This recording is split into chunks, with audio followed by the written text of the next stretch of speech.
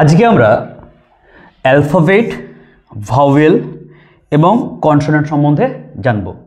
Actually alphabet কি? ইংরেজি ভাষার এ থেকে জেড পর্যন্ত যে 26টি অক্ষর আছে একত্রে তাদের বলা হয় অ্যালফাবেট বা ইংরেজি বর্ণমালা বলে। অর্থাৎ অ্যালফাবেট হচ্ছে এ থেকে জেড পর্যন্ত 26টি যে লেটার আছে তাদের একত্রে বলা হয় অ্যালফাবেট। এবার আসুন ভাওয়েল। ভাওয়েল কি? অন্য কোনো সাউন্ডের সাহায্য ছাড়া যে লেটার উচ্চারণ করা যায় তাকে ভাওয়েল বলে।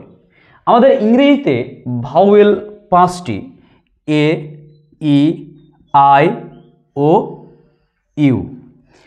একে আবার বাংলায় বলা হয় স্বরবর্ণ, আর কনসোনেন্টকে বলা হয় ব্যঞ্জনা বর্ণ। তাহলে কনসোনেন্ট কাকে বলে? যে লেটার ভাওয়েল সাউন্ডের সাহায্য ছাড়া উচ্চারণ করা যায় না তাকে কনসোনেন্ট বলে। তাহলে কনসোনেন্ট কাকে বলে? যে লেটার ভাওয়েল সাউন্ডের সাহায্য ছাড়া উচ্চারণ হতে পারে না তাকে বলা হয় কি? কনসোনেন্ট। আমাদের ইংরেজিতে কনসোনেন্ট হচ্ছে 21টি। তাহলে আমরা যদি বিকে যদি আমরা ভাঙি, বয় হচ্ছে বি, একে ভাঙলে আমরা কি পাবো?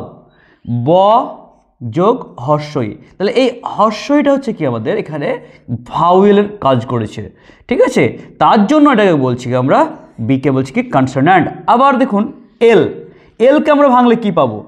এ যোগ ল, অর্থাৎ এ হচ্ছে আমাদের কি ভাওয়েল, এবং এল কি হচ্ছে আমাদের ভাওয়েলের সাউন্ড ছাড়া উচ্চারিত হতে পারছে না, তাই হচ্ছে এল হচ্ছে কি আমাদের কনসোনেন্ট। Thank you.